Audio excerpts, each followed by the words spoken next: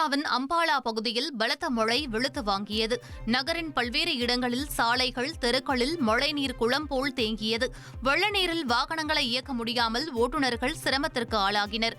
ஒரு சில இடங்களில் வீடுகளுக்குள் மழைநீர் புகுந்தது. முழங்கால் அளவுக்கு தண்ணீர் உட்புகுந்ததால் மக்கள் பல்வேறு பிரச்சினைகளை எதிர்கொண்டனர்.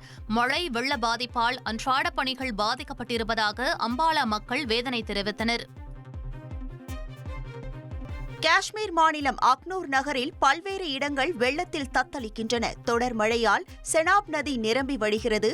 நதியிலிருந்து வெளியேறும் வெள்ள நீர் வீடுகளை சூழ்ந்துள்ளது. கோட்லி, கர்ஹல் கிராமங்களில் பல வீடுகள் வெள்ளத்தில் மூழ்கின.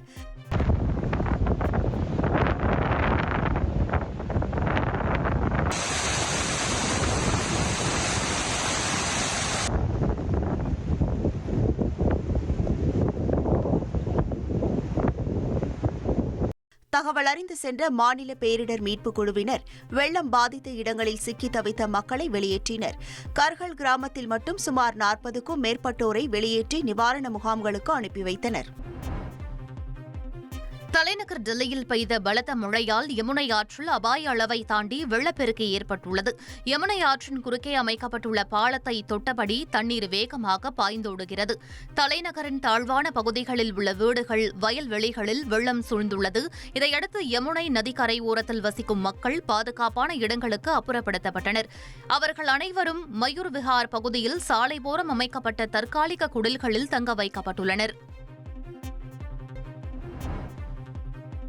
பஞ்சாப் மாநிலம் லூதியானாவில் கனமழை காரணமாக ரயில்வே சுற்றுச்சுவர் இடிந்து விழுந்ததால் பரபரப்பு ஏற்பட்டது.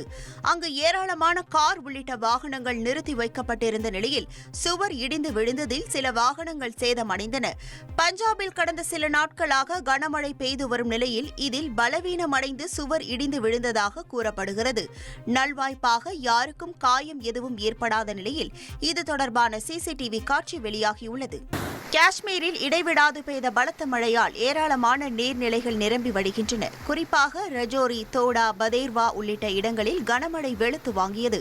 இந்த பகுதிகளில் உள்ள நீர்நிலைகள் அனைத்தும் நிரம்பி செந்நிறத்தில் வெள்ளம் பெருக்கெடுத்து ஓடுகிறது.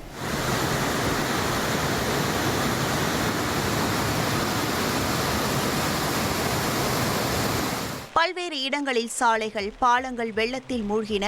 பதேர்வா, சம்பா இடையே சாலை போக்குவரத்து நிறுத்தப்பட்டுள்ளது.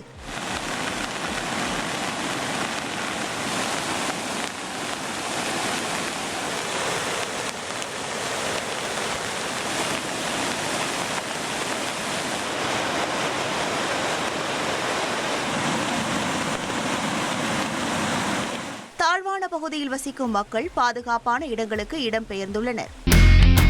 இனி செல்லும் இடமெல்லாம் செய்தி. தந்தி டிவியின் வாட்ஸ்அப் சேனலை ஃபாலோ பண்ணினா செல்ல இருக்கும் இடமெல்லாம் செய்தி. இதோ QR கோட் இப்பவே ஸ்கேன் பண்ணுங்க, ஃபாலோ பண்ணுங்க.